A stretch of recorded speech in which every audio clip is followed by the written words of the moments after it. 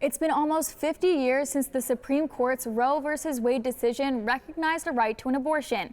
But the justices took up a Mississippi case today that many think could finally overturn Roe. Emotions were high outside the court, as Kimberly Silverio-Bautista reports from our Washington bureau.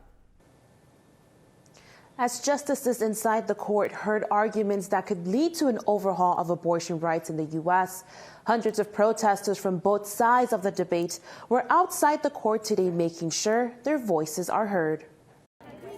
Let me tell you, my friend, you need to come out after lunchtime. And everybody's out here.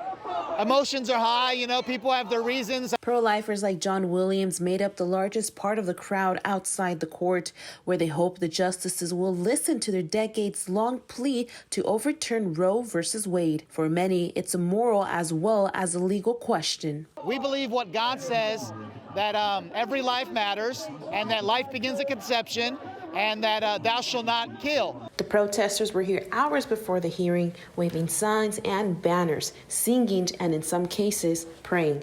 The protest was largely peaceful, but occasionally tensions flared. Hannah Hayes is an abortion rights supporter who came from Michigan to rally. She said she feels liberated in expressing her voice and opinion. I'm pro-choice because I believe that we should just be able to choose. I don't really understand why it's not the concern of other people what we do with our body and our life. Noting the tension outside the court, Hayes said it's unfortunate that the issue of abortion can't be debated civilly. At the end of the day, whether someone is pro-life or pro-choice, I really don't stand for hate.